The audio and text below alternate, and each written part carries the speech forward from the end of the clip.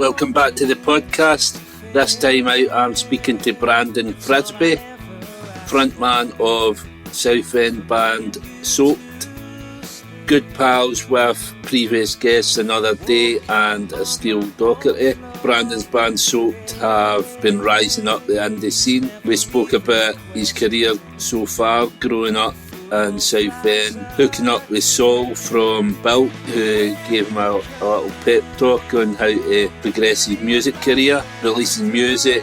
He spent last year celeb spotting and making connections with some of the biggest celebrities in music. We spoke about that. And Soaked have just released their latest single, Talk About It, which came out last Friday. We spoke about all of that, plus a whole lot more. And then at the end, Brandon picked his heroes. I hope you all enjoy this podcast as much as I did recording it. If you do, please keep liking, commenting, sharing and subscribing wherever you get your podcast. But more importantly, enjoy.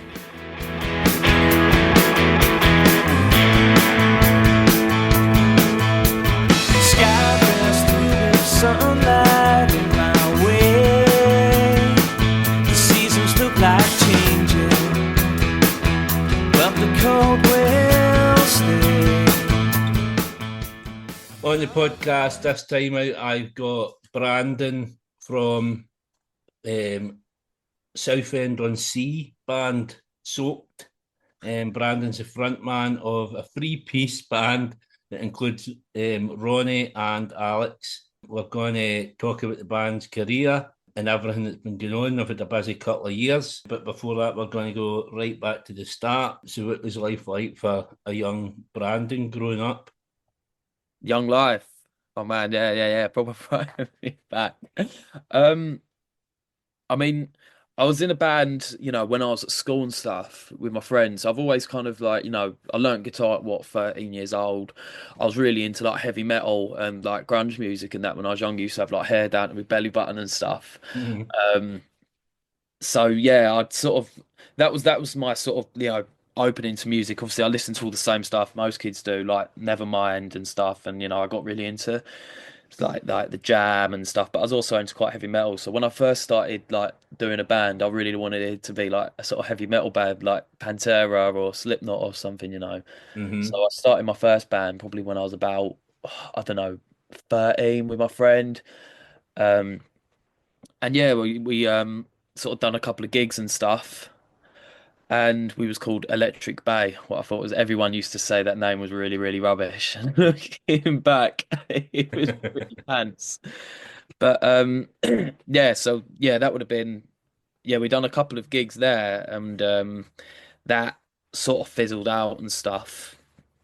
Um, yeah, unfortunately, the drummer that we had in that band passed away. His name was Charlie Reid. God bless him. He was a great drummer. So so I was in a band when I was younger, had it, and then sort of everything sort of fizzled out, and then got a girlfriend at the time as well. So your whole attitude just changes to life, where it's like you can't be asked to play guitar and that anymore, and you're sort of obsessed about someone, and you kind of just follow that for a little bit, and then the sort of love sort of fizzled out with that as well. And then suddenly in Essex, there was kind of like this like emerging music scene. It sort of everything sort of came at the right time. So if I bring you back to like 2020, I'd like, I'd had a band, I'd lost it, I'd been in a relationship, I'd lost it. I kind of had like nothing going for me in life. Mm-hmm. I just passed my driving test and I've been in a car accident, so I didn't even enjoy driving or anything like that. And somehow I managed to get talking to Bilk, Soul, the frontman. Mm-hmm. And around this time in my life, I'd sort of, I didn't really have much going for me, fuck all, like, and I was broke and skint and sort of had nothing, no really hope or anything. I wasn't like depressed or anything, but there weren't much going for me. And so yeah, this would have been 2020. I ended up going up and meeting Soul from Bilk, and I kind of like didn't have any interest in new music or being in a band at this point. I was kind of just over everything. And it wasn't until I met him and he sort of played me all of these acoustic songs that he had. And I used to be a nervous wreck driving at the time. So I drove from Southend to Chelmsford to go up and meet him. And I was a nervous wreck driving on the way there. I was like proper petrified of all these roads and that. I went round his and he sort of showed me all of these songs and told me about Bilk because I didn't really have any interest or know anything about him. It was just I sort of started talking on Instagram with him. And yeah, after that, my whole mind was opened. Like the drive home, I was like, I was ecstatic. I was like, oh my God, I know my destiny. There's this like music scene in Essex, what I've just discovered, and like it's all gonna happen. And then after Yeah. that, I then spent about another year trying to find members. I eventually found members, had a couple of fallouts with drummers and, stuff like that. And and then kind of settled on the people that I'm with now. It's a pretty long story, but I don't know how much in detail you want me to go. It But I sounds. wanted to just give some credit to like, how it all kind of like where the enthusiasm actually started for it. Because I've spoke about how the band sort of formed, like how we all met and stuff a few times, but I wanted to go a little bit earlier than that, where it's, like because there was a spark there. It wasn't like I just sat Yeah. there and decided to make a band. There was something that was going on, like a movement, and that's kind of what I wanted to get involved with. hmm I mean, I was going to touch on that later, like kind of what was going on in Essex, but after kind of speaking to Saul, I can understand where that spark would come from because he's really passionate, really Yeah. enthusiastic about the music. So I can understand that rubbing off on you. Oh And yeah, I mean totally. I mean I think for them it was like Rat Boy. They had there was a guy who was sort of before Bilk who was called Rat Boy, and I think they were like a huge influence on them. And hmm then, I didn't really care about Rat Boy. It weren't sort of my bag. And then sort of Bilk came around and then it was like they were sort of my Rat Boy. Do you know what I mean? I kind of was like, this is like amazing. This is what I've wanted like, for so long for a band to be the same age as me and, cool and like look young and stuff and they're making good music and stuff. But there's bands about, but they just didn't look like us and like, talk like us or anything like that. Do you know what I mean? yeah, but it's So, fun. It's funny when you kind of when you look or in the country, it just takes one band in an area to kind of oh spark yeah. something off. If you look, like obviously with me being in Scotland, my big band's The View, and obviously when they kind of brought their first single out, within that there was like five or six other bands in Dundee that kind of doing the same thing, and I get into all of them through The View, and that's what it takes is one band in that area. If you look even like the Snuts. Yeah. They are kind of further down nearer Edinburgh. They were in Whitburn. They come from Yeah. the same bit as Lewis Capaldi, Mark Sharp, and the Bicycle Thieves Dictator on this one bit. And that's kind of up and down the country. It just takes one band, and then that kind of gives everybody else a spark.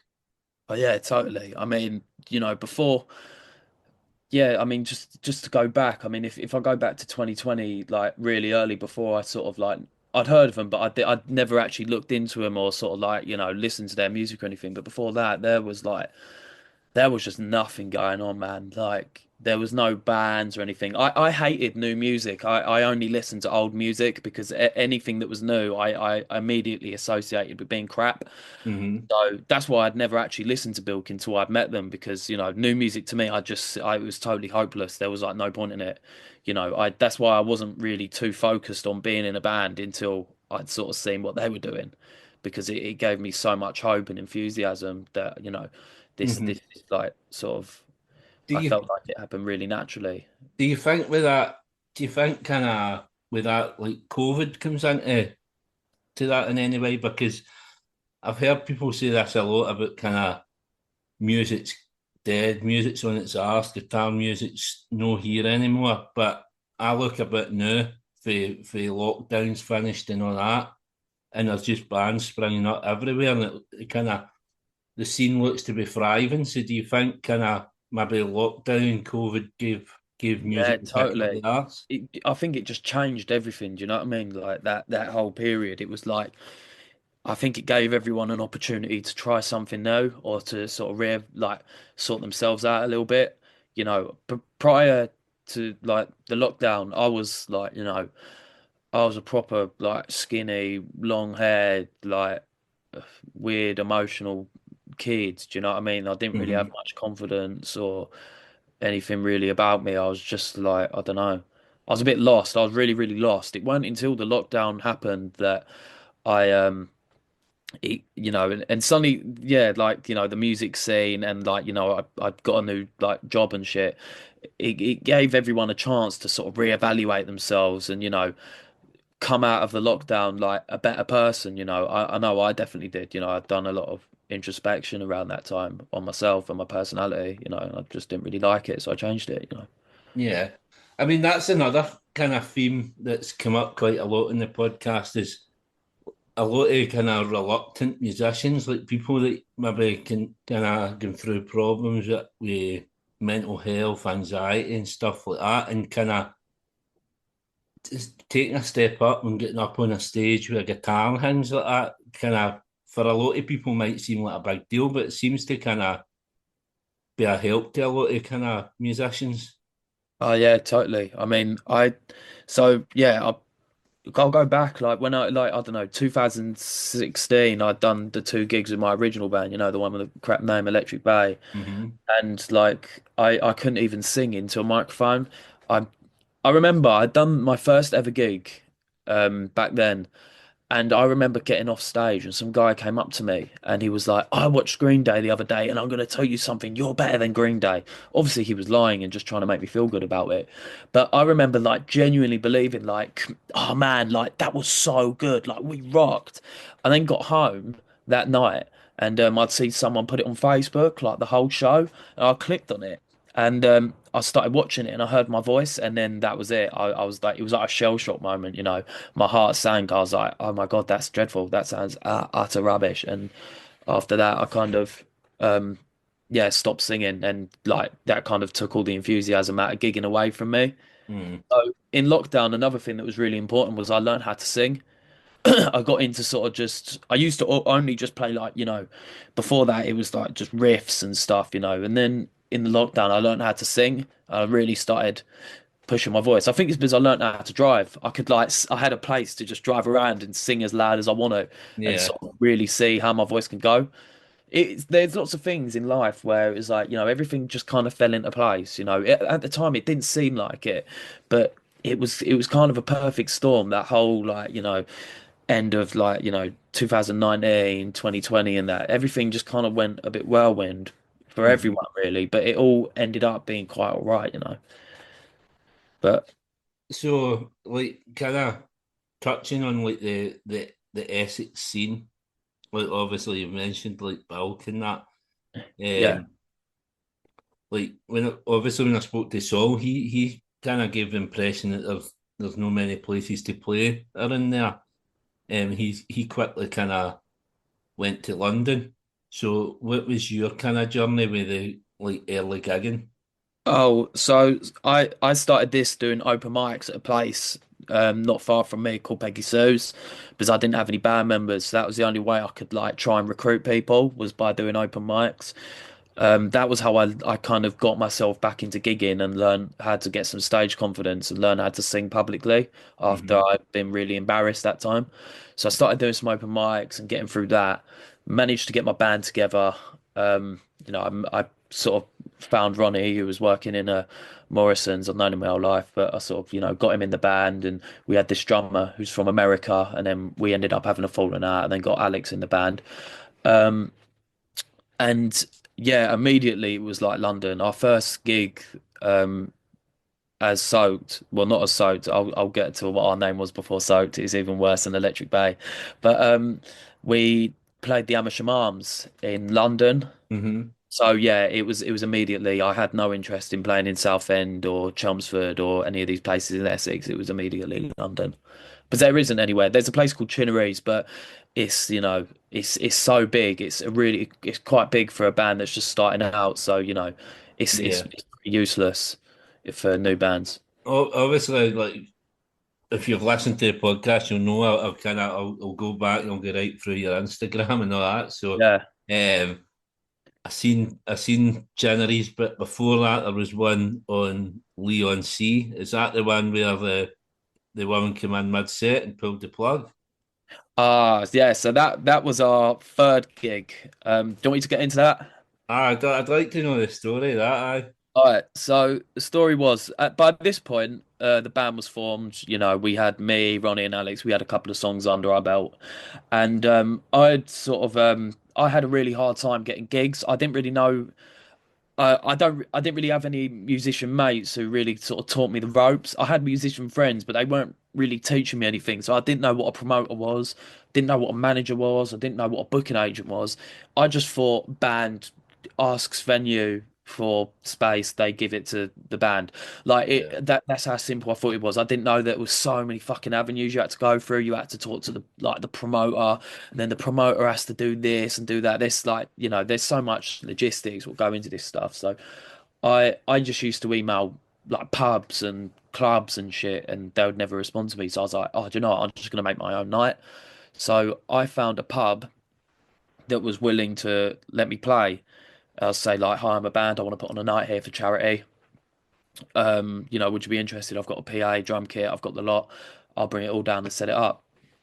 I done that. I got a couple of bands on support, and I set them up, but I didn't know how to sort of work a PA at the time. So I've gone to this pub, set up my PA and that, and I was like trying to sound check the first band on, and I'm like, I've got this fucking mixing desk in front of me. I ain't got a clue how it works. I'm like, right, is it this one? And then it would be like, and then everyone would be looking, they'd be like, what the fuck is this? Like, it was really, really bad.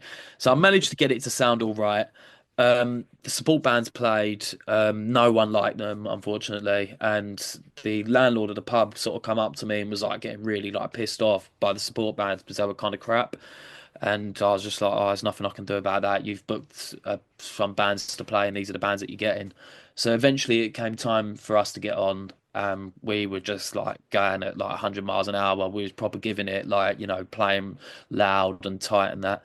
And it was too loud, and they really weren't happy with us. What meant security were coming in. All the bar was shut. Everyone was like shouting and kicking off, and we got unplugged, then they plugged us back in, and well, no, they didn't plug us in, someone else plugged us back in, and we carried on playing, and it was just like security shouting, and then the whole pub got shut down, and we all had to leave. And we had a very good night after that as well. But it was yeah, it was pretty rough, but I was really proud of myself for that, because I felt like it was something different, I felt there were quite a lot of people there that night who were in other bands and stuff, which I was surprised by because we kind of knew. And I felt that, this gave us some sort of credibility. It kind of made us seem a bit different and a bit edgy, you Yeah. know what I mean? Rather than a band that's like, going there and licking everyone's arse and that, like, oh, thank you so much for letting us play. I don't care if you're ripping us off and stuff like that. Do you know what I mean? So, yeah, I was kind of proud of myself. I think deep down I secretly wanted that to happen, and I think I knew. I didn't plan it, but I definitely I kind of encouraged it, I suppose. I didn't Yeah. help it. Yeah. I mean, but that encourages kind of the rock and roll side of you as well, which kind of Yeah, helps kind of develop that as you go forward.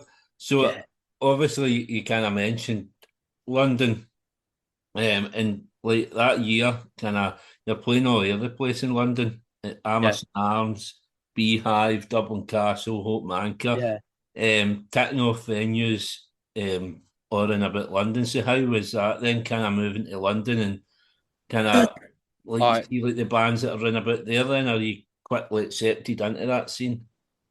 Yeah, I mean it was great. Like, but yeah, so 2022 we was kind of cemented, you had like, and I just kept like finding these new bands and stuff. I'd say there were three sort of main bands around that time what influenced me, what just like blew my mind. Obviously the first was like Bilk, who I've already met them before, but they were like huge inspiration. And then there was another singer from Southend actually. She's called Blab, and she like influenced me huge, especially in terms of singing. And then there was a band called, well, the Molotovs, who I saw in 2022 as well. And I think I just kept seeing all these bands, and I was just like, oh my God, this is happening. It's like, there was so much going on, and there still is. It still is. It's like it's going nowhere anytime soon. But it was like, we was playing gigs like weekly and going to gigs and meeting all these new people and that, and it was just like it's so good. I was seeing all these bands who were just inspiring me daily, and it just I felt like we really fitted in. For the first time in my life, I felt like I'd fitted in somewhere. Do you know what I mean?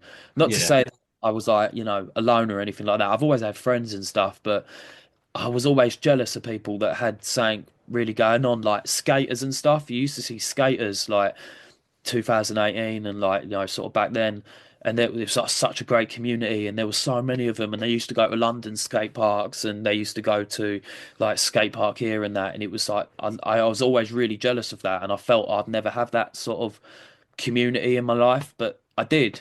And then suddenly I was just in London all the time, going to different venue, and then meeting these people, and then going to this place and doing that thing.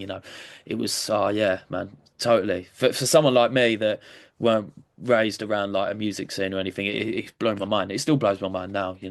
mm. And obviously, just going back a bit, like before we touch on recording, I seen some pictures of your rehearsal space. So Yeah, obviously, there's a three years in the band or his office Southend. yeah, we're all from Southend. So I know you're a big Oasis fan for speaking to Astile. Where does the Man City flag come into it at the rehearsal space? Well, there was two. I wanted the Target flag. Mhm. What is in there as well? I'm not a Man City fan. I don't actually, I just like the flag.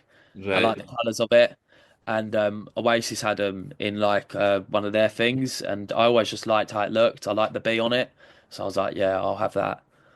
You know, I kind of thought no one would notice, but everyone seems to think I'm a City fan. I'm not. Well, I noticed. Obviously, I've been through your Instagram all day today. Yeah. Yeah, I know, like the Union Jack. Um, Not a good thing for a Scottish guy. Um, Uh, Particularly not a good thing for a Scottish guy that supports Celtic. I've seen enough Union Jack today. My missus has done south. At her mum's staying for a couple of weeks. Her mum fractured her hip. oh So if you no. can help my mum, I never usually do this. I'm going to show you this picture she sent me they're clearing it, her mum's attic. Yeah, yeah. Um, It's one of these flags. I don't know if you can see them like that. You might have to bring your phone back a little bit just so the brightness sort of corrects. Can you turn the brightness down on your phone? Is it really light on the screen? Oh wow, yeah, I can see that. Yeah, Hannah. Oh, So as she says, I'm going to bring some of these up the road for you. It says under no circumstances are any of the flags getting in my house. yeah. So I going on to the end of that year, obviously, and you started recording stuff. Yeah. How did you manage to blag Abbey Road for your first Oh, recording session? we just got offered it, but some guy was like doing some sort of internship there, and his internship was coming to an end, and he could kind of like have anyone in. Joe, I think his name was Joe. But yeah, then he got us in. But obviously that was what uh maybe October 2022, and we were still relatively new band. I mean, we played our first gig in what, January 2022, so we'd only been going like not long at all. So, but when we went into Abbey Road, I thought we was really good at the time. And I thought we could go in there and like smash it and do like 4 songs in one day. And I'd kind of gone in there thinking we could record a whole EP in a day at Abbey Road, and it just didn't work at all. We done it. We recorded all the songs and stuff, and then we got out, and I listened to them on the train home, and my heart sank. I was like, oh my God, this is rubbish. I think the other two they didn't listen to them, but I remember sitting on that train home looking at the other two, and I just like felt like, oh man, what a waste of time. At least we got some cool pictures, but we didn't actually walk out of there with anything good. We did walk out of there with Windmill Hill, actually. I'll take that back. With that Mhm. song, our first single was partially recorded at Abbey Road. We done a few overdubs and that at another studio, just because we didn't wasn't able to do that, or we couldn't get it done at Abbey Road. But yeah, so that was kind of a wasted opportunity, really. It was cool to go to. It started our like ball rolling in that recording wise, but yeah, it was good. Yeah. It wasn't as good as I thought it would be though. I think bands do kind of underestimate though how much time goes into recording because you do obviously me as like a manager of a band I kind of just assume um the twice that the band have went in and recorded I thought right you'll be able to get 4 songs done in a day and Yeah, they come out after 2 days and they've got one song yeah, it's because I it's a lot more laborious than you think. yeah, I hate recording. Like I used to really enjoy going to the studio, but it's broken me. Like to the point where I dread it and I absolutely hate going to the studio. It's such a like I we sound great as a band and our chemistry is there and stuff, but I feel like we haven't really found that producer who's like you know um going to get us to a T. Like Bad Nerves, for example, if you've heard of them, Hmm. their sound and their recorded sound is so them. Whoever records that band like knows their sound, their live sound. I've seen them live, so like they sound exactly as they do live as they do on the record. They're whoever their producer is has managed to capture their essence and sound perfectly. And that's always been a big problem with Soaked. We haven't really found anyone yet who can really capture that essence and our sort of characteristics through music, no, through Yeah. recording. So that's what we're trying to do this year. We just released a single last night and talk about it and that. And, you know, although I think it sounds good, I just still don't think it sounds like us yet. I still don't think we've really got there. We will, but it's just we ain't whenever we go into the studio, it's always like experimenting, like, oh, let's try this or let's do that. And I it's so annoying, Mm. I just want to sort of find someone that just knows how to get exactly what we want, and we can work with them forever. So like going on to your kind of releases then, obviously 2023 you released Windmill Hill, Takeaway, Thank You and Seesaw, which all kind Yeah, of formed part of the EP that came out the following year. yeah. Um, all kind of punky rock and roll type. So like what you're saying about your kind of sound is what sort of sound are you going for then if It's kind not, of it's not, it's not that I don't think those songs sound good. I think they sound good, but they just don't.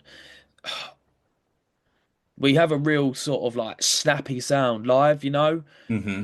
kind of like the Jam, proper like trebly, like bang guitars, really twangy and stuff. And I feel like all on the records they sounded like more like Guns N' Roses or something, not so much that snappy and really treble driven sort of sound that we have live.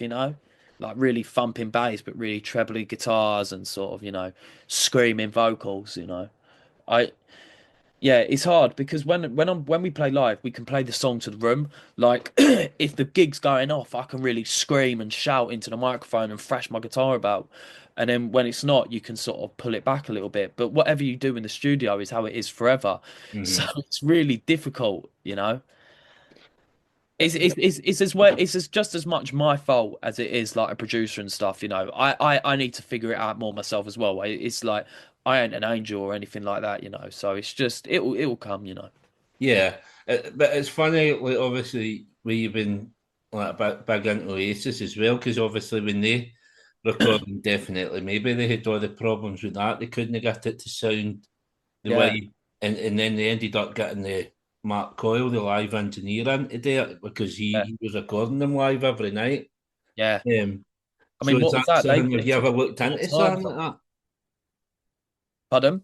Have you ever looked into something like that? Maybe getting somebody that's recorded you live to do it. Yeah, I never had anyone like a proper sound engineer, sort of live bloke. It's when we do gigs, it's like we go up on the train and that and lug all our stuff in suitcases and that. Do you know what I mean? And walk into the venue like that. We don't even have a van or anything like that. But I, yeah, I mean the people that have recorded us, minus the guy that done our EP, he's seen us live a few times, but I don't even think he's seen us live enough to really know what our sound really is. And the other guy that we recorded like talk about it with, he's never seen us live. Hmm. So it's yeah, I really hope this year we can truly discover someone that get, has seen us live, knows our sound, and will be able to capture what we want, and we can work with them forever. Yeah, well, that's it as well because you see a lot like the most successful acts kind of they get a producer and they can work with them right through their career. Oh yeah, You know what I mean? Like if you look at like obviously I mentioned off mic about Brooke Combe, but she's worked with James Skelly for I think all her releases. yeah, And that relationship she's built up, then the producer knows exactly how she's going to play it and how he can do whatever he does to make it sound a certain way. yeah. So it's definitely the way forward if you can just fund that kind of wee gem that's out there. There'll be somebody for you. Yeah, yeah, there'll be someone there, man, but it's just, it's like being in a band, it's not easy and it's very expensive as well, you know. You Yeah. you can easily sing for a couple grand trying to find that fucking person, you know. And that's a bastard about it, you know. That's why, I know a lot of bands don't want to get signed because they sign away so much of their like what they're about and the power of the band. But sometimes you ain't got a choice. You know, I can't afford to keep sinking grands and grands into fucking recording. Eventually if I got offered like a record deal, which was by a reputable record company, not some like some dude and he's like uploading it a distro kid or something like that. But Mhm. if I got the offer to go and have a record deal, then yeah, I would take it so I can truly try and find a sound, So like Double-edged sword. with the band then as well, like, obviously speaking to Saul for Yeah. Bilk, obviously the way he kind of sees it as his project, like, and he does like the main body of the songwriting and stuff like that. Just judging by the way you've been talking so far, how do you see kind of soaked? Like how does kind of the songwriting process work we use? It's pretty much the exact same, you Because know. you do give off that passion, you know what I mean? That's Yeah. kind of your vision and you know where you want it to go. Oh yeah. I mean, that's why that band, inspired me so much because I related to it so much, But I mean, yeah, in terms of songwriting, it's because the other two hadn't done songwriting before. I was the only person that had a couple of songs, and it kind of just stayed that way. The others, like, I think they write songs now. I don't know, like, I never hear them. But yeah, it kind of works, and we might as well just keep at it. Until it doesn't work, and we feel like we need to like start changing everything up. Then maybe we'll come to that. But for now, we've kind of done well with the dynamic that the band is. So yeah, I think we're just going to carry on as is. But yeah, everything that So does is pretty much me. I make the music videos, I make the album covers, not the album covers, like the EP covers, all of the single covers I made, every live gig poster I've made, I've designed all of the merch. Um, I named the band. I kind of do absolutely everything. Yeah, but I mean, even looking through the Instagram and like talking to you, you can kind of see through the Instagram that it's you that's doing that as well. You can, Yeah, yeah, yeah, yeah. The band is kind of basically me. Not obviously they're so important to it, and I literally wouldn't be able to do it as well. But in terms of like vision and like sort of direction, it all kind of usually comes from me. But they're totally fine with that. So it's not like it's like a dictatorship or anything like that where it's like fucking miserable for them to be in. It's like they weren't in bands either before, so this is all just as much as exciting as it is for me. Mhm. And we all totally love it. And that kind of, I mean, like you doing the Instagram because that's kind of the struggle with the band that I'm managing now. I see trying to get them to put posts up on Instagram because that's the way you need to be visible on social media to kind of get anywhere. I See, think the trying to get reason that people across to don't is because of the whole likes thing. I think it's kind of people don't want to post and really share what they want to share because they know it might not perform well, and then like obviously everyone can see that and they might judge them on that. It's really horrible social media. It's not yeah. nice at all. you know, Obviously some people might say like post all the time, post all the time, but when you're the person posting and like you sort of put your heart into something and like no one likes it or engages with it or cares about it, it's really demoralizing. Especially I don't really care now. I've like kind of gotten over it, but at the start, you put a post up of saying that you spend time doing or a song or something, and it's like, what, like 12 people like it. That's how it was Yeah, at the start, and it just makes you not want to do it. It's like, because every time you do, you just feel like, oh, no one cares. No one's interested in this. What's the point of me even posting? It's a lot safer for bands to just post on their story and that, where they don't have to see that engagement. But yeah, when you make a main post on Instagram, you see how many likes it got, and you can also sort of tell how many people ignored it as well. So it's pretty. It's not nice posting on Instagram. I don't. Anyone yeah. that says they do like it is lying. It's time consuming as well, and it takes up a lot of your time doing it. I know, like when I release the podcast and having to put it out on Facebook, on Twitter, on Instagram. My mate says to me, says, get yourself on TikTok and do that, and you'll get hundreds of thousands of likes. But see, to make like a video for TikTok and that, it take me like a good couple of hours. I mean, I've not got that time. I've put up videos like that video of us where our gig got shut down. I think it got like over 100K views on TikTok, right? So in theory, that's our most viewed thing. Like Mhm. that is like the biggest thing that this band has ever done, is putting up that TikTok. But it don't transfer to nothing. I think people think that going viral is like a one-way ticket to like success, but it's not. Yeah, It's you can have like a moment of fame, but it won't mean anything. It's like, I used to think that, oh, if you get one big thing and then suddenly, like, one thing happens and your band will explode and then you're huge. But it ain't that easy. You can go viral and it can all be gone tomorrow. You do have to build like a solid foundation and actually good band and have good songs and, hmm, you know have like cool members and cool style and stuff. You still got to be just as much as a band as the Beatles were back then today, and do the extra bits. yeah, Like, there are loads of songs that are big on TikTok, but nobody knows who they're from. Like, hmm, no one knows them. No one's checking them out on Instagram or going to their shows. They just make silly little videos of dancing in a coffee shop to some fucking twat song. yeah. It's I hate it. absolute I madness. really, really hate it, man. I like it's annoying because we got to do it, and everyone's always going on like, oh, you got to make this song on TikTok and do it, but it's disgusting. It really makes me feel sick having to post this crap what means absolutely nothing to me on TikTok just because you've got to today. I mean, you don't have to, but if you do want to succeed or be big, then yeah, you have got to do it. Yeah, But it it's sucks. horrible, isn't it? Because when Yeah, it's you think horrible. back to like kind of all these bands like the Beatles and all that, and there was none of that. You know what I No, mean? It was just the music, really. Just like yeah, music talk. yeah, man. I don't know. It's hard because I ain't got any ideas. Obviously, I went alive back when the Beatles were, but it, yeah, yeah, it is hard. I think there are some musicians who absolutely thrive on it though, who like will just post on TikTok and that all the time, and I just don't get it.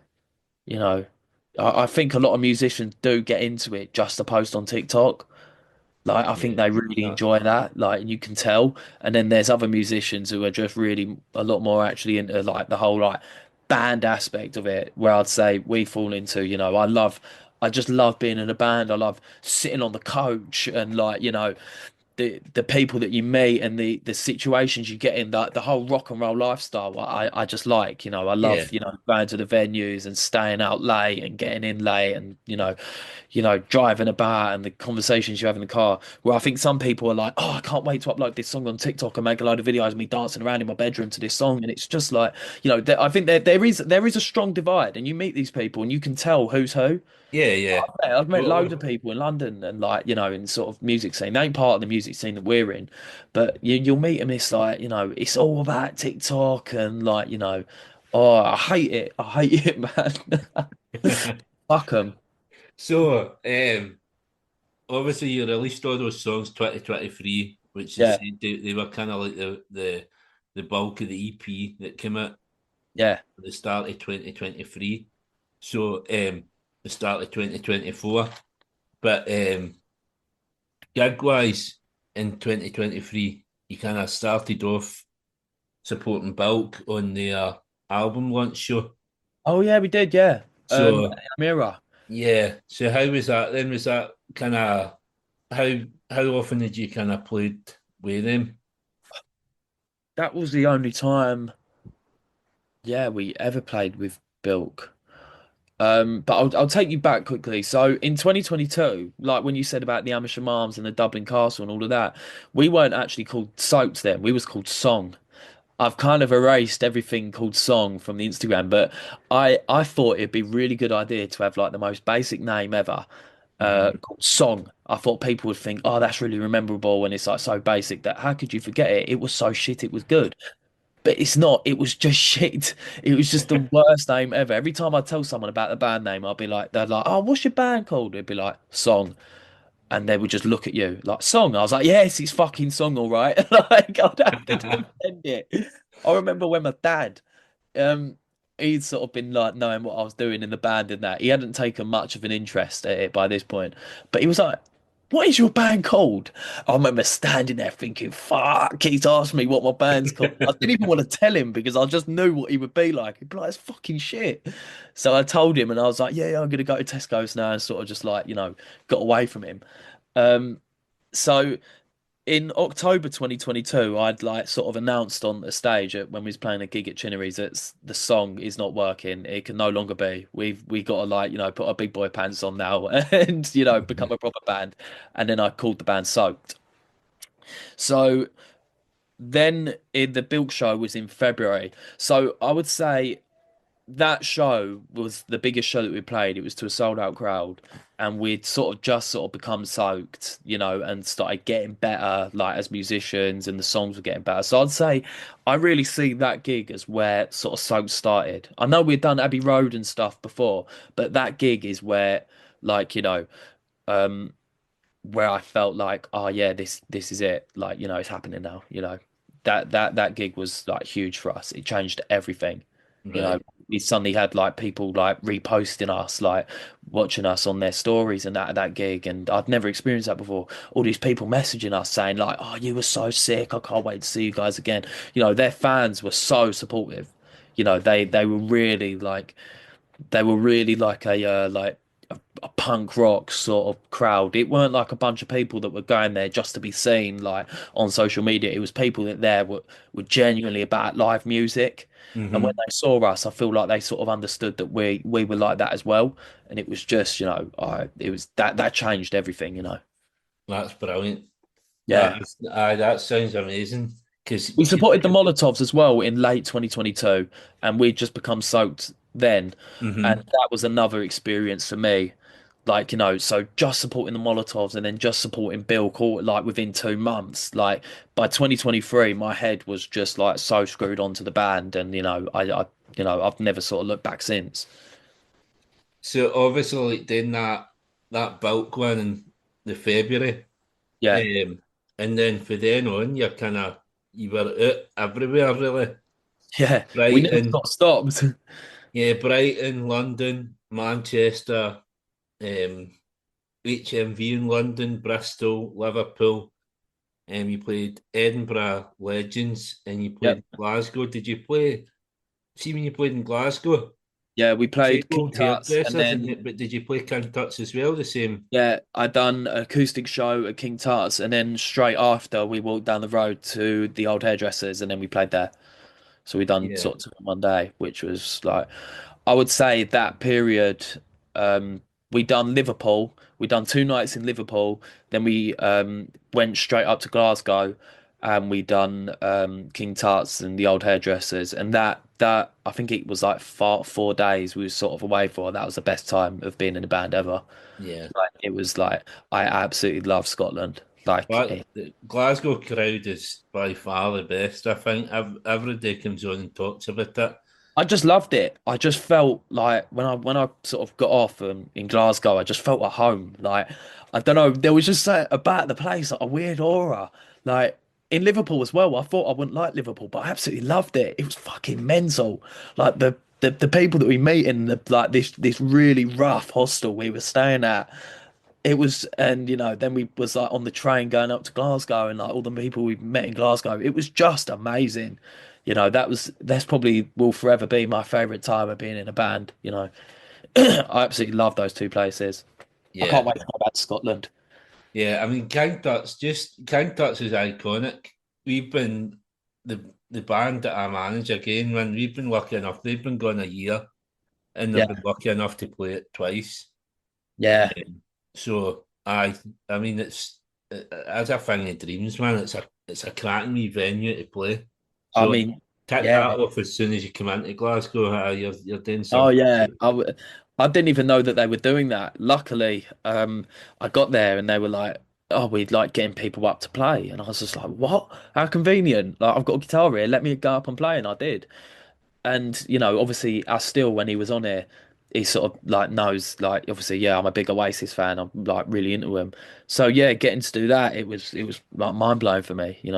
I got to like sort of put the aspect in that I never thought this would ever be my life ever, like prior to like, meeting the guys in Bilk and the whole sort of Essex scene and, everything sort of changing in my life and, going up to London and meeting the Molotovs and stuff like that. But if I just take you back to like, 2018, 2019 and that, I never ever thought like my life would ever be this, traveling and gigging and stuff. I always felt that Noel Gallagher and all these musicians and that they were so far away. I'd never meet them or get to do anything, and it like so every time something happens, I'm so grateful for it, and it still blows my mind. You Yeah, know, every time I'm playing a gig in London, it still blows my mind. I never thought I would ever get there would ever be a music scene or opportunity for me. I just thought I'd be this sort of weird kid that listened to like heavy metal music and played guitar in his bedroom. I never thought it would happen. that's really nice so to kind of see and to kind of get the backstory and see how much kind of work that you've put in to get to where you are now. And Yeah. obviously, where you are now is still a long way off where you you want to be, but Oh yeah, to see what you've done so far. Obviously, we touched on the songs, so the EP came out February 2024. yeah, With the previous four songs, plus it had Party Line and Play on it. yeah, Then later on, you brought out like acoustic versions, yeah, and then towards the end of 2024, you brought out a new single, Art Degree. yeah. Um, what's kind of your opinions on that? Because when looking on Instagram, are you know is keen on Art Degree? No, I don't. I don't like that song. I wrote it when we done a show in a EP release show for like obviously when the EP came out and it was sold out and it was like everything in my life was going really well. We sold out this show, we put out the EP, and I think I just thought everything I was writing at the time was really good, and I sort of wrote that song at the time. I feel like I didn't really have my judgment there, Hmm. and we recorded it and that, and I released it kind of I wouldn't say against my will, but I didn't really want to. But it was released, and I just always felt that that song was just a filler song. There weren't really much there. There's not much. Not much meaning or passion behind it. It was just kind of writ in the spur of the moment. I loved it then, recorded it pretty much as soon as we wrote it, and then instantly fell out of love with it and thought it's just like nothing. It just Hmm. don't sound like anything. It just sounds like crap. It's just a song. It's like I don't know. I felt like the songs on the EP were a lot better and stronger compared to that one. It's just I don't know. Yeah, I Yeah. just no, I just didn't like it. I still don't. Never played it live. Literally, it's on there and people know it, but we never play it live. Never do anything with it. It's just a little bit of tumbleweed. So whenever I open up Spotify, you see that it's just like a little bit of tumbleweed. It just goes. Yeah, well, looking at the kind of Spotify figures, it is kind of the figures are down slightly for the rest of the songs. You can see, um, but I mean that whether people don't like it or not, it's probably a lot of that came for you because you've kind of turned your back on it. So a lot of people maybe take influence for that. Yeah, I mean, I don't mind them. Like, I don't want to promote something to people that I don't actually really like myself. I feel a Mhm. bit disingenuous doing that. It feels a bit wrong. If I don't like it, I don't want to try and like be a salesman to them and convince them that something that I hate is good. It's up to them. If they like that song, then they can listen to it on Spotify. I'm not going to remove it or anything like that. So it's there for them. Mm. And then obviously you did the release show for that EP, and you played the Grace in Yeah. London with the Molotovs and House of Women. hmm And following that, you played Camden Eye with Another Day. Yeah. That was the And so worst obviously, gig ever. so obviously I've had Louis on for Another Day, and then I had a Steele on. So how did kind of this kind of group of friends, how did you all kind of form? Oh, I mean, I met Another Day just purely by the music scene. We're I would say Soaked and Another Day are firmly in the same sort of music scene in London. There's loads of bands I can name, like I could sit there and name them for ages, but Another Day are just part of the music circuit.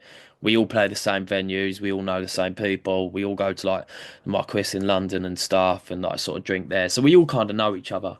We just got offered that gig to support them when they were doing the Camden Eye stuff.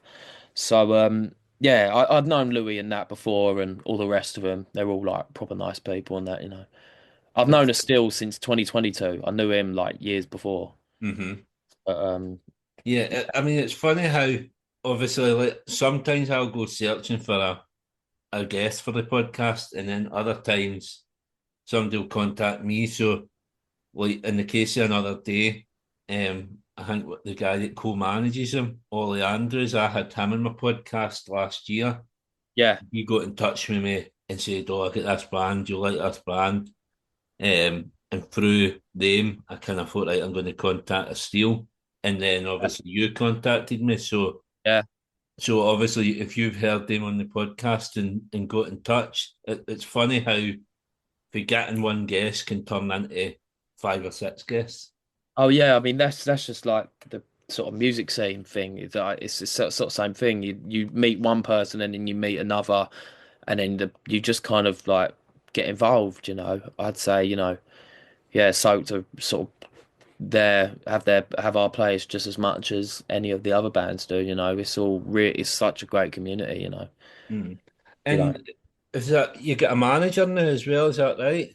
Yeah, yeah, yeah. We do have a Yeah, manager now.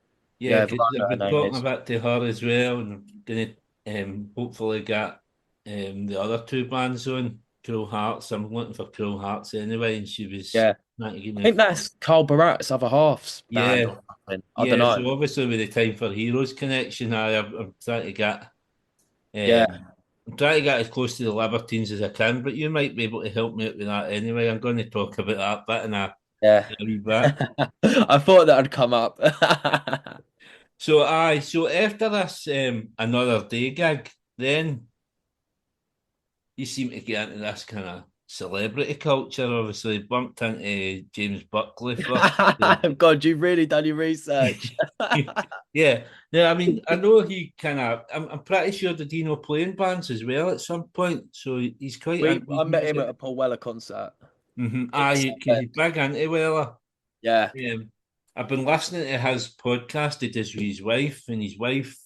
I don't know if you've listened to it, but his wife's Scottish, but even I can't stand her accent. yeah, yeah, yeah. She's proper thick accent, isn't she? Yeah. And then I seen you done a gig with Laurie Wright, who he's been on my radar for quite a bit as well. Oh Uh, no, Laurie Wright's fine. Like, I know I've met him. I met him back in 2020. He was busking in mhm. Southend. I'd say we're like, yeah, like Laurie's just another part of the music scene. Yeah, he's a super talent. The music He's he amazing. His voice is like I mean, you could seriously have like 100,000 people in an arena and you would hear his voice somewhere. It seriously, it just cuts through anything. Like the guy is the talent that dude has is just unreal. yeah, totally. And then the summer of 2024, you went on a wee summer tour, May June tour again, all over the place. Wales, London, Norwich, Yeah, Brighton, Manchester, Edinburgh. Finished at headlining at London Blondies, and yeah. obviously you done Glasgow again. You done Nice and Sleazy's this time, which is another. No, we didn't end up doing that. We didn't Is end it? up doing it nice and sleazy. I can't remember why. Something ended up going wrong with it. But Norwich of those dates and Colchester were really, really good. Norwich is my favourite place to do gigs. Yeah, well, I seen that. You said that on Instagram. It's like one of the most underrated um, cities to play music. So, what is it about Norwich? Oh, it's just the people there, they're just so cool. Is, Like is it, we played in Bristol, right? And I thought the people in Bristol would be really cool, like the style and like the subcultures and that. Man, go to Norwich. That's where it's at, man. Seriously. There's such cool people. Most underrated gig city in the world has got to be Norwich, you know. There's is so that many great because bands there. why do you think that is? Do they not get? Is there a lot of bands that don't go there? So, are they? Do you think they're maybe more appreciative when a band does come? I think so, yeah. Like, I don't know. I really don't know. I really don't know. Maybe we're just lucky, but yeah, Norwich is just so cool, man. They seriously, you can, when we first played there, we played Norwich 4 times or 3 times. I think. But the first time we played there, there wasn't that many people there. Probably about I don't know 30 people, and they were still like proper moshing. There was like 1,000 people there, but all the people at the front of the stage still like proper going for it. You know, it's fucking amazing, so good. But I mean, that's funny that because obviously I'm from Glasgow, which is kind of, I mean that's just a music city anyway. But I take Oh and yeah, you do get some artists that maybe favour one city over another, like Frank Turner, for instance. Whenever he does a tour, he always seems to do Edinburgh and never does Glasgow. Uh, yeah. the same way that Beans on Toast again, he always seems to do Edinburgh and he leaves at Glasgow. So things like that, man. Like as a fan, like I'm thinking, I What's the wouldn't. relationship like in Scotland between like Edinburgh and Glasgow? Do you guys like? Edinburgh, Edinburgh's kind of snobby. Like Is it? obviously Edinburgh's the capital and it's dead touristy, but see, like coming to Glasgow, Glasgow's the real Scotland. That's what Scotland Yeah. is. So, uh, Yeah, I mean that's definitely what I thought about Glasgow. It's like when we played in Edinburgh, there's the two. I think there's two. You got like the new town and the old town, mhm. and like the new town is like any other place in the UK. Like you've got your big shopping centre and fucking just like all new built crap. And then you've got like the old town. But when we got off in Glasgow, it reminded me a lot more of the old town in Edinburgh. Like it Mhm. just seemed to have a lot more culture and it was very unique. Like the buildings and that were Yeah, and like, there's lots of wee lanes and all that in Glasgow. Obviously, it's kind yeah, of built on like a grid system, but there's lots of alleyways and kind of lots of venues doing those alleyways. So it has got more character, I think. yeah, yeah, totally. Aye, and then after that tour, this is kind of you met Noel Gallagher on Did was it on your birthday? on my birthday, yeah. So how did that come about? So I was in London. We was walking around like the sort of King's Cross area, and I can't remember how, but I knew there was like a studio what he had.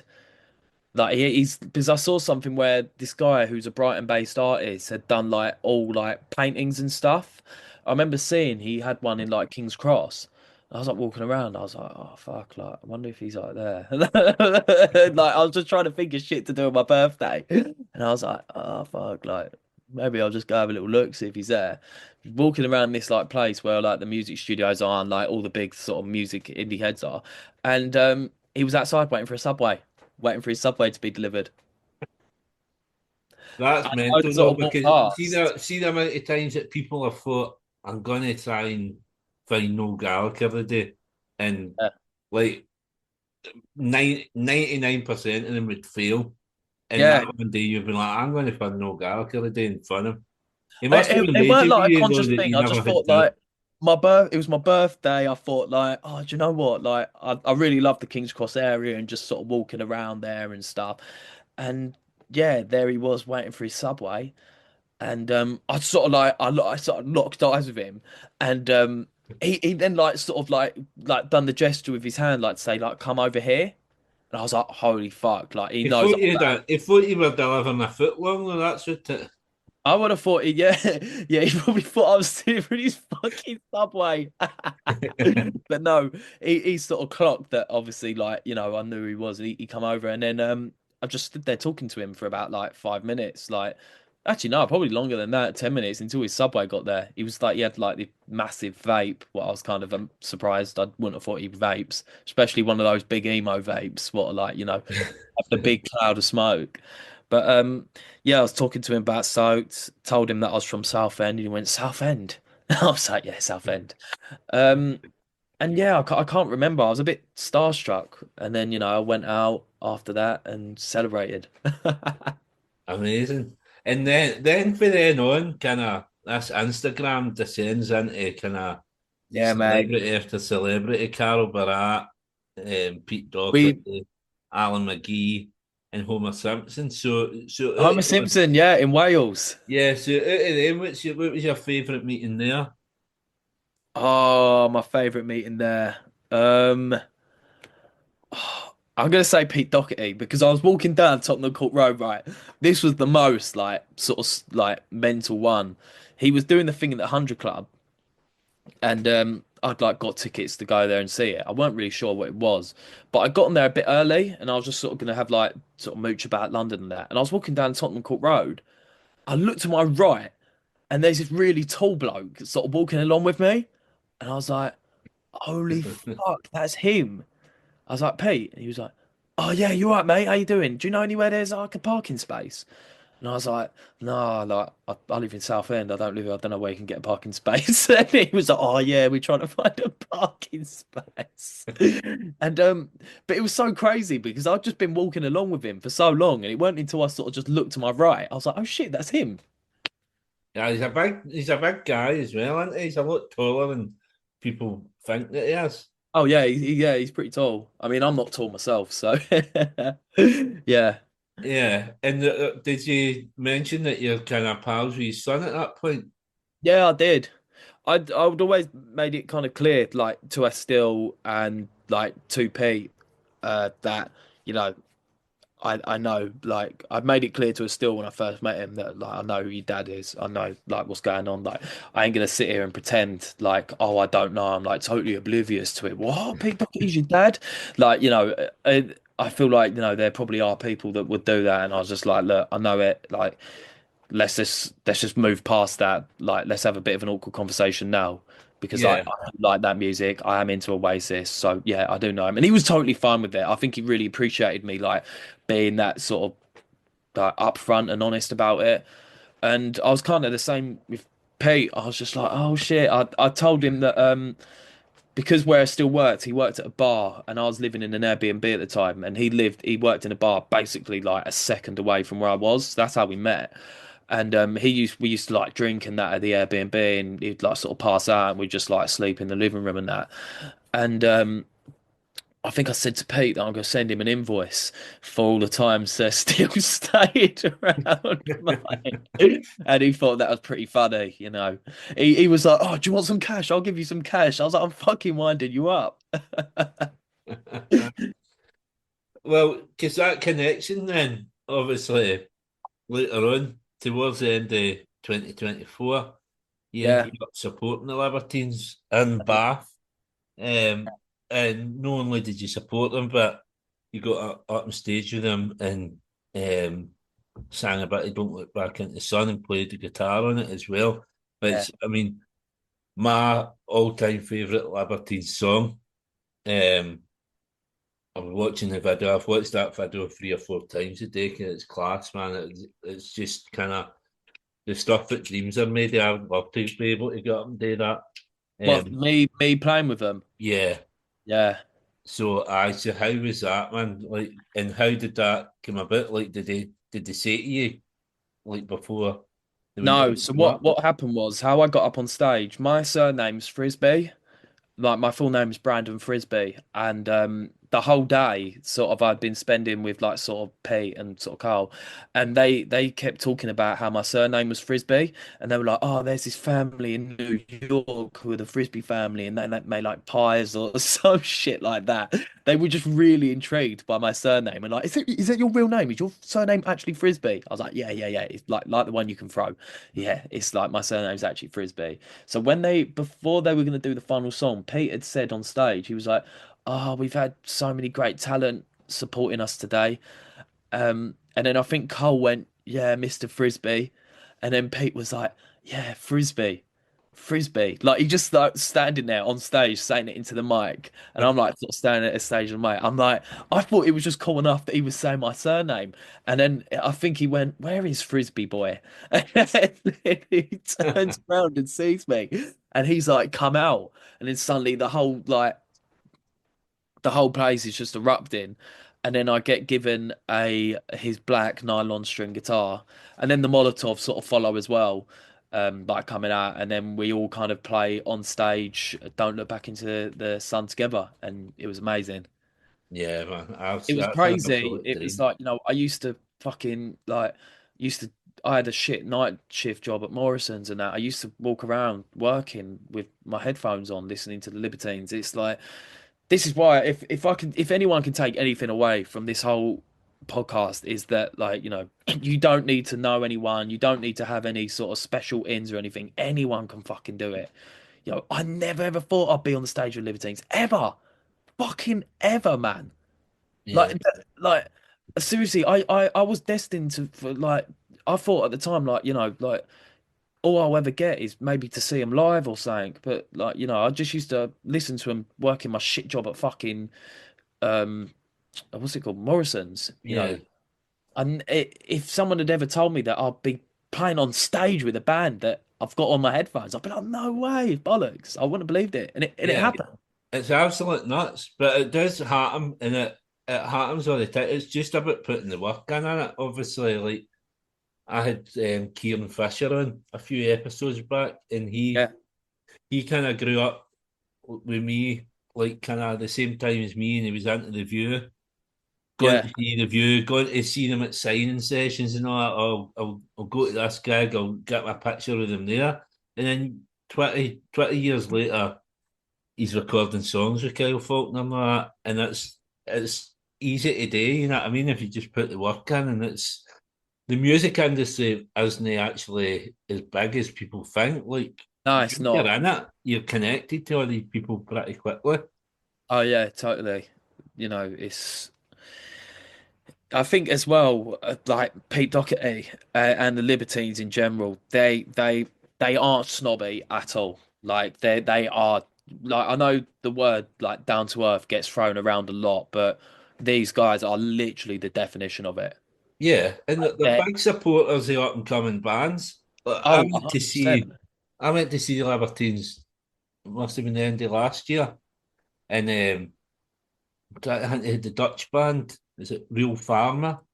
Yeah, Um, I think they're on Pete's label, Strap Originals, and absolutely class band. And I wouldn't have heard them if it wasn't for the Libertines. I don't think, and it's just kind of they like to help and give the nod to all these up and coming bands. So that's something to take out of that as well. oh yeah. I mean, I don't think there's a lot of big bands out there that do the things that the Libertines do for young bands.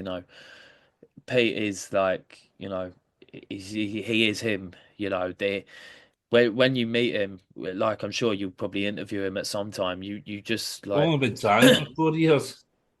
it will Yeah. happen, man.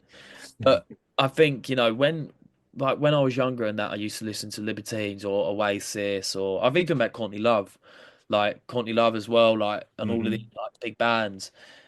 It's like you kind of don't even think that they're real people in your head. Like when you're young and that, you just kind of see them as like characters. Obviously Yeah, they're not, and you know that they're not. But when you're young, it's like that especially when you're like I don't know at school or something. That that life seems so far away. It seems like it's on another galaxy in that. And then suddenly you meet them, and it's like oh, like they're just normal people, and like but they've got these super cool personalities. and Yeah, I they mean, well, top you that's what I've where they learned are. that for the podcast. Like some of the people I've spoke to in the podcast are like absolute heroes. Like obviously, like you mentioned, both Mike, John Power. Yeah, Speaking to a guy like that, and it was like, he seems like another one though. Sorry to interrupt, but yeah, he seems like he does like venues, like small venues and stuff, just because he's obviously so into like, he still really keeps in touch with the current music scene and what's going on with music mhm. today. Yeah, totally. And that's like speaking to somebody like that. He is just so down to earth. Yeah. And we ended up with speaking about why he dislikes wearing socks and stuff like that. You know what I mean? Stuff like that. It's just kind of. I thought we were just going to talk about all his music, but I just been able to sit and talk to him about football and fashion and stuff like that. It's brilliant, man. Oh yeah, totally, man. Um, last gig of the year that year was supported the Rolling people, a lady band from Manchester. Yeah, yeah, yeah. Aye, Band from Manchester. Megan Wynn. I think Meg Wynn goes with one of the boys. I think pretty I sure that's don't where I know them for anyway. So I and then this year you've just brought out your new single, which you mentioned earlier. Talk about Yeah. it. Obviously you mentioned you're good pals with Another Day. Um, both released a song on the same day. They released Yeah. Merry Go Round and you released Talk About It. So is that a wee bit of Blur and Oasis competition going on there? Nah, never, man. Like, there's no like animosity or anything like that, we all pull each other up. We ain't in competition, do you know what I mean? Yeah, I mean it's been nice. There's been a lot of name chatting over the last 3 or 4 episodes with all these guests, kind of name chatting other guests. So it is nice. You can definitely see the community. So how is obviously it's only been released a day. What's the reception they talk about it been like? Because I Oh, think it's it's been been great. People really, really fantastic. like it. I was like, because I haven't released music since art degree, I was a bit nervous about sort of releasing music because when you release music for like a DIY band, it's kind of like your birthday. It's your birthday and everyone's messaging you, and like, you've got so much to tackle and do. I hate birthdays, and that's why I don't particularly like release days either because it's so like, oh, like you got to go through the rigmarole, you got to go through everything. Um, so. But I was really pleased, like some playlist in Japan is playing it, like stuff like that. It still blows my fucking mind. Fucking Japan, Mhm. me, like some fucking dude is sitting there in Japan listening to my fucking music. Like, I don't know. I think people who come from like fucking rich backgrounds, affluent backgrounds, like saying to that can mean fuck all to them. But someone like me, like where I don't have any big musician parents or fucking huge wealthy fucking industry roads. It's like just some random dude listening to my fucking song in Japan. That is fucking amazing. That is so fucking cool. I love that. You know. Yeah. So that's what it means to me, I ain't like looking at like, oh, we're not on the fucking Spotify rock playlist, and it's like, oh yeah, but you can be like that about everything. I think you should look at everything you do and try and find the wins in everything. I think you should judge yourself in that still, and keep, Mhm. don't let everything go to your head. You end up a bit of a knob, but celebrate the things that actually mean something to you. I feel like if you got like on the big playlist, it's like, oh, like fair enough, but when you get something kind of cool and unique like that, like I've got literally no link to Japan at all. At all. I don't know anyone in Japan, don't know anything about Japan, but some dudes listening to my band then. Amazing. Yeah, and that's that. See now when you finally get to Japan, you'll be mobbed. I think every British band does when they go over there anyway. But you'd love it. You're Yeah. I'm gonna try and find that one person that playlisted it in Japan, like, there. for other people to listen. I'm gonna find it, I'll be like, you? So, what's coming up then the rest of the year? Have you got plans, more I single mean, releases? now, like you mentioned, we've got like a manager and stuff for Soaked now. Um, it's everything's a lot more organized, and we've got like a lot more of like a sort of structured plan and stuff. Um, we really hope to like sort of secure a booking agent and stuff this year. And we're going back into the studio soon. I think we might be recording at the Albion Rooms, like our next singles and stuff. So I think, yeah, now we're just going to carry on gigging as much as we can. Do we sort of? I've kind of got an attitude of that we say yes to everything. Any gig Mhm. that comes up, we do.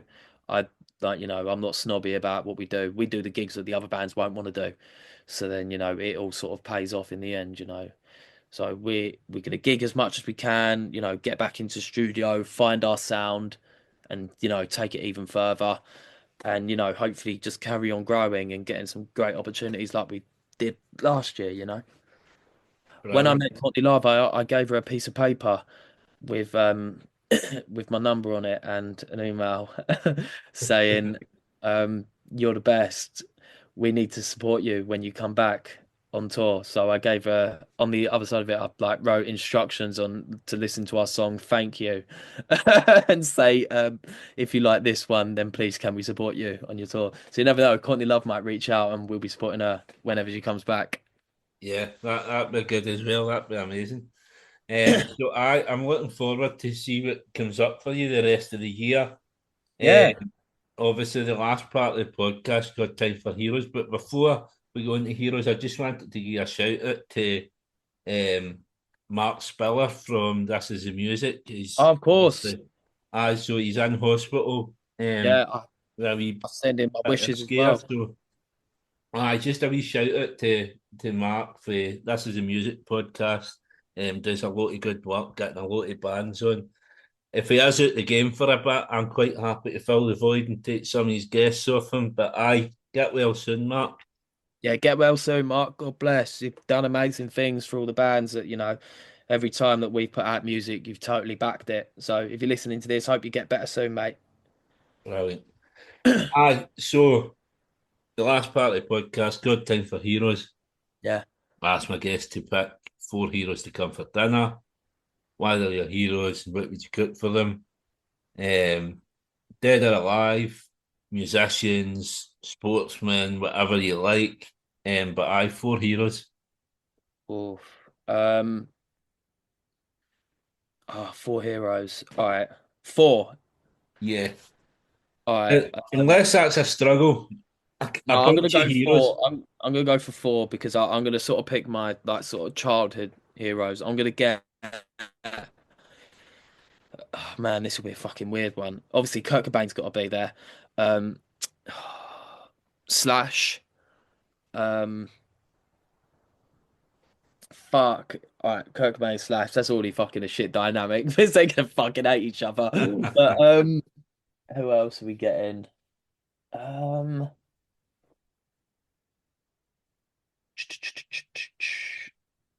I'm gonna go for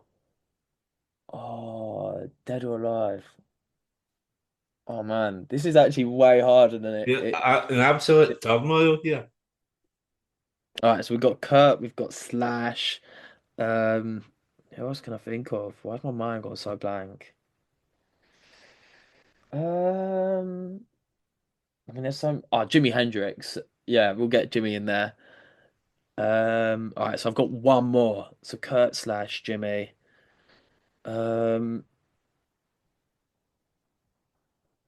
I feel like I've got to pick someone a bit different. I don't know. I just fuck it. Just whack John Lennon in there. Fuck it. I'll just like talk about Beatles or something. Brilliant. John Lennon was. I've not actually done the league table for series two, but John Lennon won the first series hands down. I think kind of it's been a lot more varied since then. People must Yeah. have listened to that league table episode and thought, right, we're going to stop picking John Lennon. So Yeah, but I mean, it's like the dude is like rock music. Like yeah. he, without him and McCartney, like there'd be nothing. Mm-hmm. I actually no, I'm going to take off John Lennon. I'm replacing with Paul Weller. Sorry. All right, so we've got Kurt Yes, man. Cobain, Slash, Jimi Hendrix, and Paul Weller. Right, there we go. That's it. Yeah. And see them, all four of Sorry, them, Lennon. all four of them are crackers. I'm not even sure that. we're like maybe 110 episodes in. I don't think anybody's ever picked Paul Weller, which is absolute um, I knew I was forgetting someone that was mental, like man. obviously right there in my mind's eye, and it just obviously when you put on the spot, you go blank. But yeah, Weller, 100%.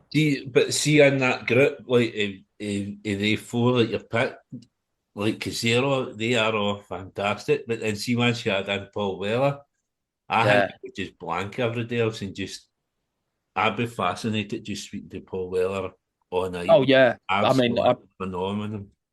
Paul Weller is amazing, like in everything that he's sort of done. You know, I could talk about it forever how much I love the Jam and how much the Jam influenced me. Like Nirvana influenced me, Guns N' Roses when I was younger influenced Mm. me massive. I seen that video. Obviously, it was on the Instagram in the record shop, and you picked Nirvana, you picked Guns N' Roses, you picked the Yeah, Jam.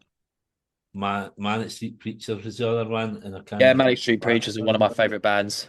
But Um, a I little bit. Paul, so Paul Weller, like you're big into the Jam. What do you think? Style Council and then the solo stuff. Yeah, I love the solo stuff. I love Style Council as well. I don't like the late solo stuff. No, the late Style Council stuff, but like Calf Blue and like the Speak Like a Child and stuff like that, I absolutely love. And You're the Best Thing, I think one of his best songs ever. Like that chorus is so good. Um, yeah, and the solo stuff, like that first solo album that he come out with, and Wildwood and Stanley Road is amazing. But the Jam is it, Yeah, All More Cons and Setting Suns, like those two albums changed everything for me. It just like that's what I love about him. It's just three dudes who aren't exactly like the greatest musicians, but they just like I don't know how they are that good. Like how the hell are three just totally normal dudes from Woking in Surrey that good? yeah, I mean, it's the same with Nirvana. It's like how the hell is Nirvana that good? Like I don't know. It's just total fate. yeah. I absolute cracking guess, man. I've Yeah. genuinely believe that that might be the first time Paul Weller been picked, which is absolutely mental to think. Yeah. I can't imagine Paul Weller and Slash like talking to each other. Yeah. I think he would just be like, "Oh my God, what is this?" Have you listened to the Paul Weller podcast? Yeah, I have. I've It's really enjoyed that. He stopped yeah. it, but he's returned it now. I think. Is it back? I'm trying to think what he's doing now. He's doing some other stuff, but He got Noel Gallagher on. He got Noel on, didn't he? He interviewed Noel Gallagher on the Paul Weller. Are you talking about Desperately Seeking Paul? yeah, yeah. I Yeah, think he he did interviewed get Noel no Gallagher. Gallagher. I think no Gallagher was quite early on, but he had everybody, and then it was like the final three. They had Claire, he's Paul's manager, and then he had somebody else, and then he had Paul Weller, and it was I Is absolutely. that what you want to do with this? Do you want to get Pete Doherty on and then just sack it off? Well, I don't know. Like, as I was talking about, I always raise the bar with my guests. So when I started doing the podcast, I had a different podcast. It was called Typical Time Podcast, and it was Yeah, all about the view. Because the first podcast I listened to was the Oasis podcast, and I thought, right, I'm going to make one about another band. And I've done yeah, this one with the View, and I've done 8 episodes, and I never get near the band. yeah, And I thought, right, I'm going to bring out this new one. So it was called Time for Heroes because I'm a Libertines fan, but I added in the bit about the heroes bit at the end, and then it meant that I could interview whoever I like and interview them yeah. about their heroes and all that. Since then, I've got every member of the View, Oh, cool. but we've been on a View podcast, and I've had lots of Libertines connections. I've had Oh uh, yeah, Jack Jones, I've had Astile, obviously. I've yeah, had Anthony Thornton that wrote the book. I've had lots. I've got his sister. I've got Amy Jo coming up in a few weeks as well. I've had Carol Barat's sister. So yeah. I would fucking love to get Pete, but it's trying to get a hold of him. So that's what I keep saying to my guests. Next time you see him, He uh, don't have a mobile phone, I don't think. yeah, but next time you see him, just like you'd done with Company Love, just write down my podcast and a bit of paper for him. So Yeah, man. that's I'll kind I'll I'll, I'll try and hook you up. And if you do, then your next podcast has to be permanently dedicated to me. Yeah, At every totally. end of episode, you have to thank me. But it's been an absolute pleasure speaking to you, and Oh I'm yeah, so glad that I've got I into really love another what you day, do. and then it's kind of set the ball rolling, and I can't to speak to you. Yeah, no, of course, man. I support. I love all of the like I've been interviewed on. I was interviewed on a really like on Times Radio. I don't know why. Don't ask me why. But it's like, I went into the big like Rupert Murdoch owned building in London where like Piers Morgan and like all this proper like really big corporate like places were, and I was interviewed on there, and I sort of played live on the radio, and it was like it just wasn't nice, but I love when I just get to talk to the people that are doing DIY shit like I am. Like your podcast is DIY, my band's DIY, and like we all sort of just like come together in this big sort of Yeah, because unity. that's the thing that I rate it so much. see when you're doing it for the love of something, that it kind of shines through. So like the musicians shine through. You're doing this because you aren't doing it to make money. You're doing it because it's a passion. And if you Yeah, didn't, totally. I mean, the money would be fucking nice. Don't get me yeah, wrong. It's fucking I mean shitty that's the money. same with the podcast. I wouldn't mind making a bit of money for it, but um, I never have, and I don't think I ever will. But I the think enjoyment for me is getting to speak to people like yourself. being in a band and like the whole music industry, I think it's the only industry where like you make no money, and when you put out your work, you get called a twat. You get all this fucking nasty shit. It's like I'll tell you what, if I can give anyone advice, don't get into music industry. Go become a lawyer or, some super high, well-paying job, and uh don't have the stresses of this. No, no, no. Just observe. Don't do that because I couldn't. I don't think I could sit and interview a lawyer. No, you never know. No, I'm only joking. Yeah, fucking fuck being a lawyer. Pick up a guitar. Go Yeah, have fun. Give your life some meaning. Give it color. Your life is a canvas. Paint it. Fucking just splash it loads of different colors. That's what I want to do. I just want to experience as much things, meet as many people as I can, and when you get to the fucking end of it, I've had a good crack. I've lived life. Done it, perfect. all about. Absolute class, Brandon. That's a perfect way to end it. As I says, the single "Talk About It" came out on Friday. This will be about 2 weeks behind anyway. But I go and every day go and check out "Talk About It" and go and look at the back catalogue of Soaked. But I'll post all your links and all that on the show Thank you. notes. But absolute pleasure having you on. Thank you Yeah, very much. thanks so much for having me, man. Thank you for your time. Cheers, mate. I hope you all enjoyed this episode of Time for Heroes podcast. If you would like to get in touch, the best way is on the Facebook page, Time for Heroes podcast, or on Instagram at Time for Heroes podcast, or Twitter at Time for Heroes P1, or drop me an email at timeforheroespod at gmail.com. You'll find Time for Heroes on all podcast platforms, including Spotify, Apple, Google, and Amazon. Please leave a review where you can, share with others, and more importantly, enjoy.